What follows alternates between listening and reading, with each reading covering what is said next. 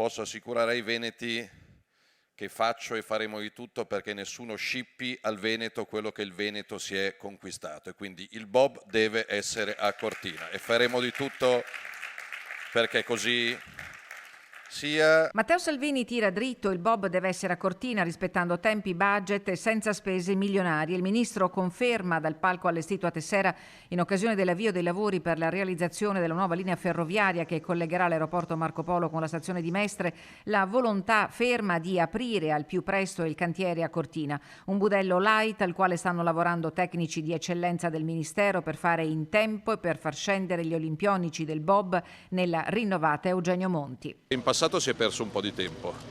Se siamo arrivati oggi a discuterne è perché evidentemente si è perso qualche anno, mettiamola così, visto che le Olimpiadi le abbiamo vinte 4 anni fa. Però io rispondo di quello che faccio io, mi sto impegnando. In Veneto il ministro trova buona sponda nel presidente Zaia che sin dalla dichiarazione spiazzante del presidente del CONI Malagò a Mumbai ha fatto precise richieste e visto che sembra oramai naufragata l'idea di ridistribuire le gare, l'unica opzione percorribile oggi è e resta quella di correre per non far perdere a Cortina il treno a 5 cerchi. E pensare a un progetto light, cioè con le stesse infrastrutture ma con finiture che siano normali,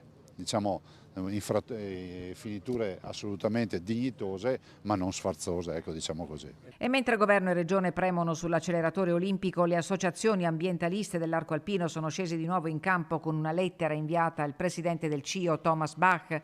La battaglia, scrivono, ha assunto toni esclusivamente politici in un clima di confusione, approssimazione, cambi di idee continui. Lo sport non c'entra più niente, affermano, auspicando che la scelta ricada su uno degli impianti già disponibili presenti all'estero. Il verdetto è in capo al Comitato Olimpico. Nei prossimi mesi abbiamo di fronte 2 strade, non Milano-Cortina. Sì o no? CIO ci ha già dato l'ok per il progetto olimpico, io mi occupo solo di rispettare i tempi e di non spendere troppi soldi.